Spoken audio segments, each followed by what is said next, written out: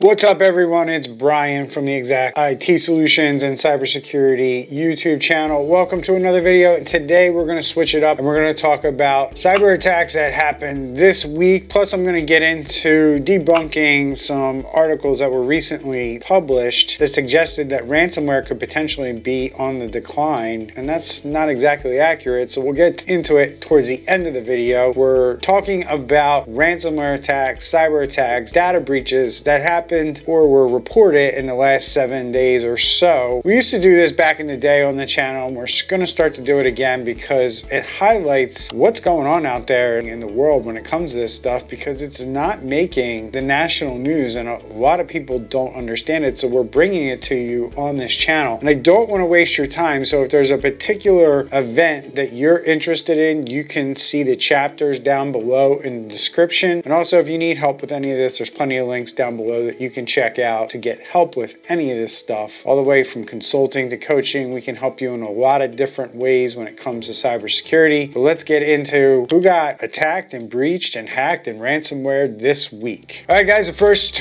one on the docket this week for a ransomware attack is the Colorado Public Defender's Office was hit by ransomware. The Colorado State Public Defender's Office fell victim to a ransomware attack, leading to the encryption of its data and temporary shutdown of its network. The incident not only disrupted the office's operations, but also highlighted the critical vulnerability of legal defense services to cyber threats. The situation reflects the broader challenge of protecting public sector networks against increasingly sophisticated cyber attacks. When these court systems get hit, guys, it's crazy. There's a lot of things that get impacted by this. People can't do things like pay child support or pay fines or penalties from tickets and judgments against them. A lot of different things can happen. Court cases can't move forward. Lawyers can't file. Judges can't file. Prosecutors can't file. A lot of different things can be affected. And in this case, this public defender's office is basically unable to work. And we see this a lot with law firms, private law firms that get hit with ransomware when they can't file on time for their clients and the impacts that that has. So it is a big deal in the legal world. They're not really required to do it by laws or any compliance. There are ethics around doing cybersecurity and protecting data mainly. But this is one industry that's kind of far behind on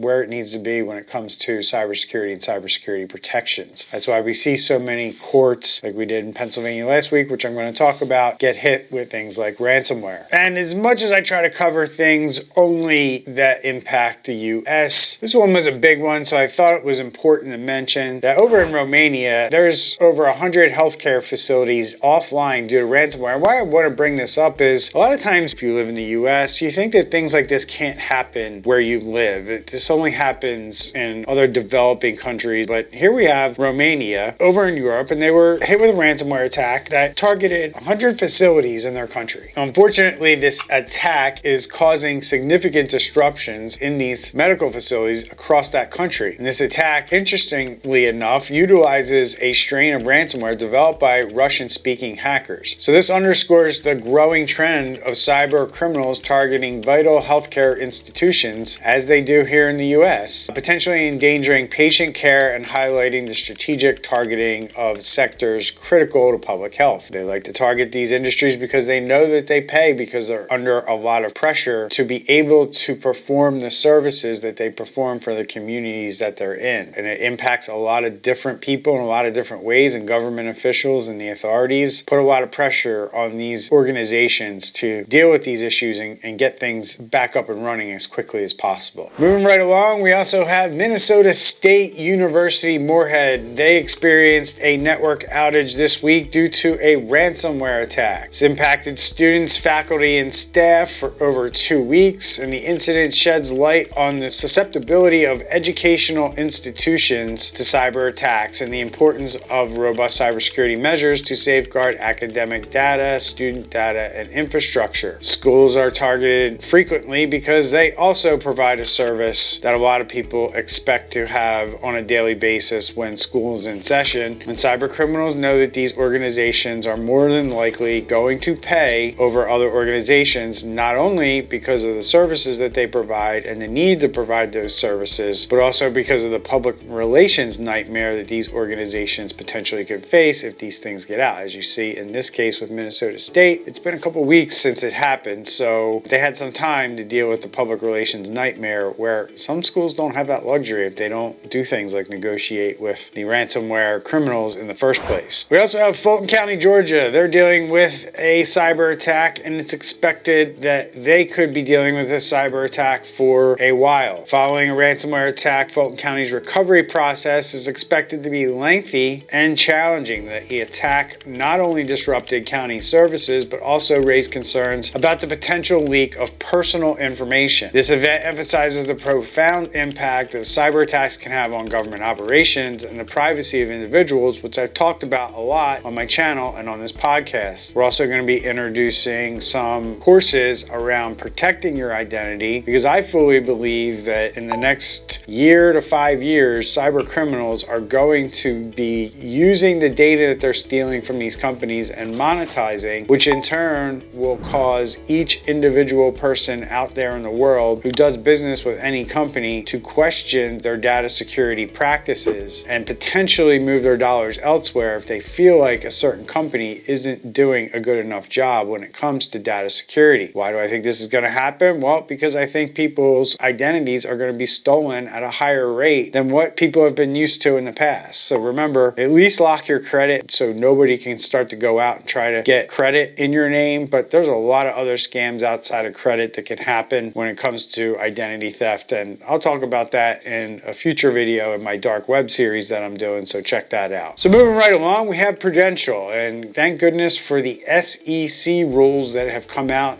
since December. Prudential Financial disclosed a cybersecurity incident that compromised administrator and user data. Probably not going to hear about this, but you and a lot of people in the United States do business with Prudential. Despite the breach not having a material impact on companies' operations, as I mentioned, it serves as a cautionary tale about the ongoing risks faced by the financial sector and the importance of timely disclosure and response strategies. So essentially, Prudential, when they filed to the SEC about this event, they were saying there was no material impact on their operations, which means it shouldn't impact their stock price. At the end of the day, we could potentially see that personal information or some kind of customer data was stolen by the cyber criminals, and that's of more importance here than anything. So we will know more down the road as they file more information with the SEC, but that's what we know as of today, February 16th, 2024. A hospital here in the U.S. is reeling from a cyber attack that happened a couple of weeks ago. Lurie's Children's Hospital had a network disruption as their network was compromised by a cyber attack. This led to weeks of communication limitations and restricted access to patient records. This incident is part of a concerning trend of ransomware attacks on healthcare providers, stressing the need for enhanced security measures to protect sensitive health information. So what I think is going to happen here, folks, is quite simple. Hospitals, there's clearly 3 or 4 sectors in the United States that aren't doing a good enough job when it comes to cybersecurity because businesses in those sectors are constantly hacked. And hospitals are at the top of that list. Hospitals are going to have to be required, probably by law or some regulation, to follow some kind of cybersecurity framework. We're already seeing it with CMMC being the law of the land when it comes to defense contractors and people that want to do business with the Department of Defense. Well, I fully expect that will expand to other areas of the government as they work out the kinks and they see that it does protect companies from some extent to getting cyber attack and make it less easy than it is today for cyber criminals to be successful hitting things like hospitals. So you're going to see the HIPAA rules and HHS implement things like what you see in CMMC and the DoD to hospitals and healthcare facilities down the road. So the time clock, the sands of time are falling through the hourglass for these organizations because regulation's coming and they're going to have to start doing something about this so that things like this stop happening to hospitals and people's private information stops ending up in the hands of cyber criminals. So moving right along, we have another court that I wanted to touch on here in Pennsylvania. It was a couple weeks ago, but we know more today than we did a few weeks ago. Pennsylvania court system's online operations were restored after a cyber attack disrupted access to critical online services. There were many websites in the state of Pennsylvania's court systems that were not accessible, leading to problems for a lot of people who were doing business with the courts. This event again highlights the resilience of public institutions in recovering from cyber attacks because it only took them a couple weeks, but also the ongoing risk to the judiciary's digital infrastructure, as I mentioned earlier. So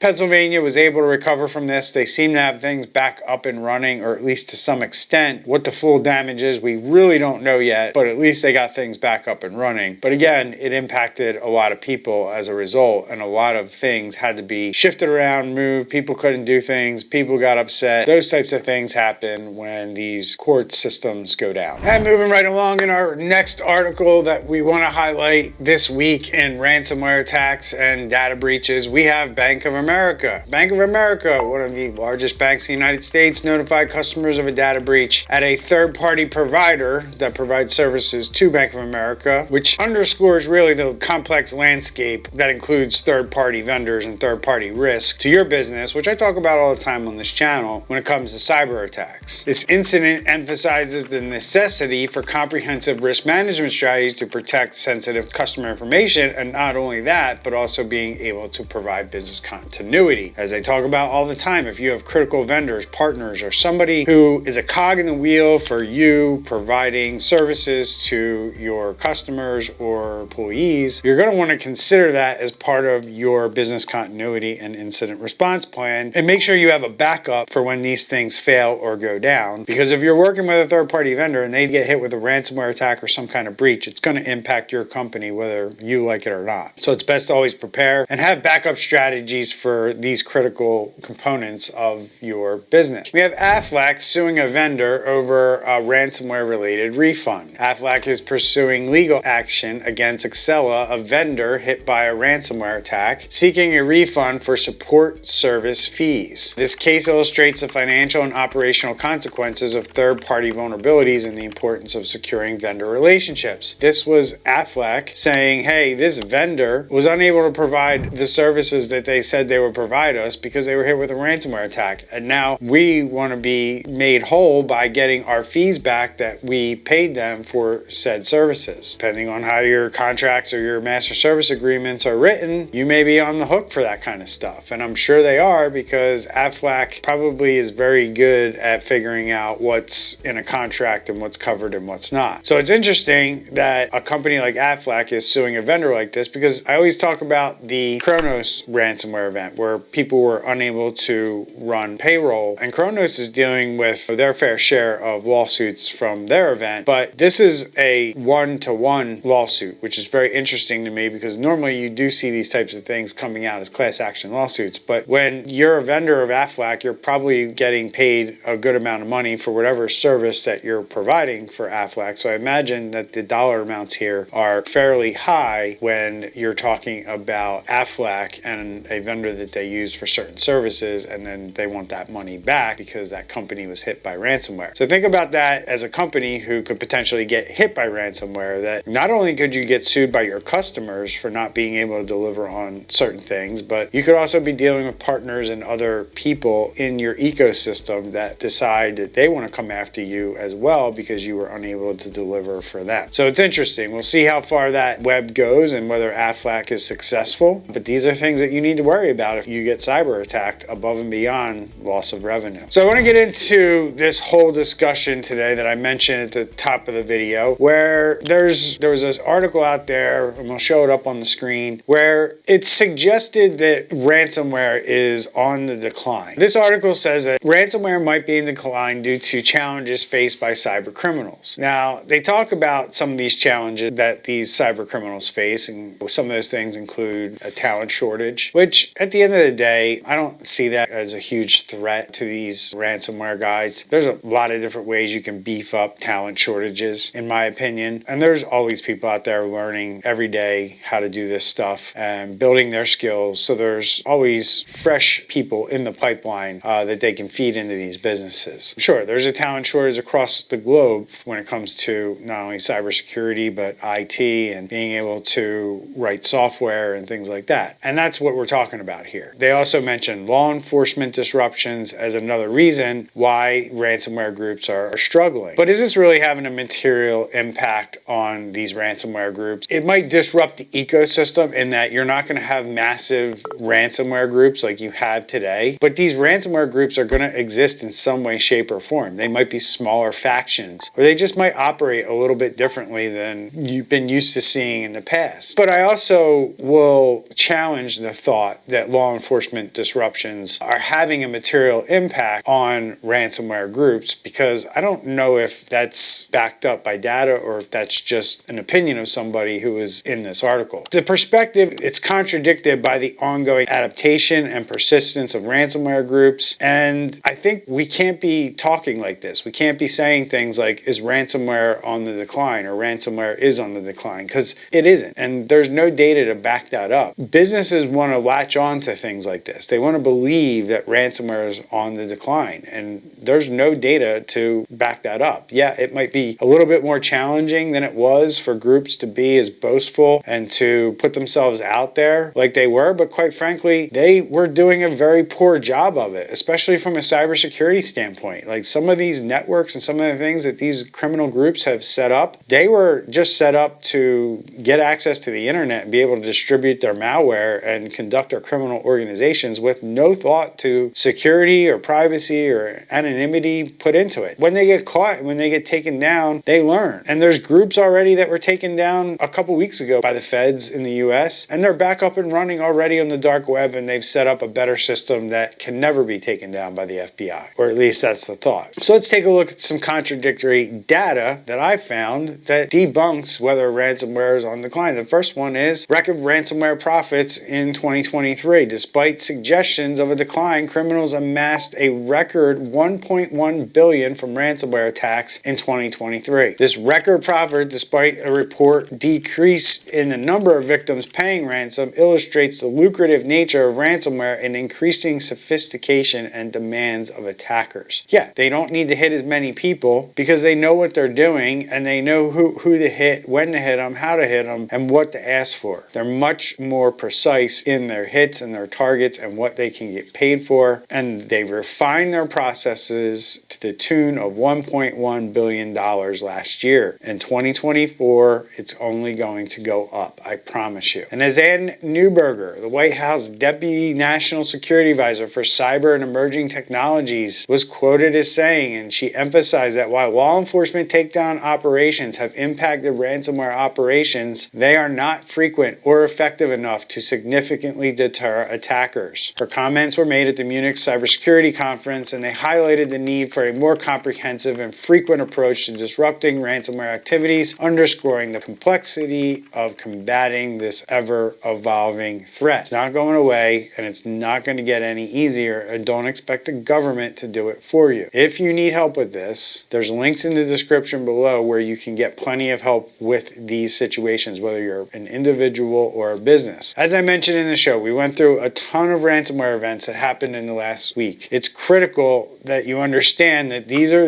events that make it in the news, and the reason they make it in the news is because they're usually either a publicly facing entity where people can actually see and feel that they've been impacted by ransomware, or they're required to report it or disclose it through laws or regulations. So the important things to remember here are that laws and regulations are only going to increase on your business, and if you're not impacted by laws and regulations today, within the next 1 to 5 years, you absolutely 100% will be. The second thing to remember is that there are tons and tons of businesses that will never make my channel because they never have to tell anybody that this is happening to them. So if you know of a business or you're aware of a business, I'd love to hear from you in the comments that you're aware of a business, and you don't have to name names. You can just say, yeah, I know a business that's currently dealing with a cyber attack or a ransomware attack, and it isn't anywhere in the news. This happens all the time. And unfortunately, people don't realize what a massive problem cyber attacks and ransomware are for not only businesses, but for individuals, as their identities are being stolen at a rapid pace today in 2024. So my summaries hopefully underscore the nuanced reality of cybersecurity, the landscape, where despite efforts to mitigate risk, ransomware remains formidable and an ever-evolving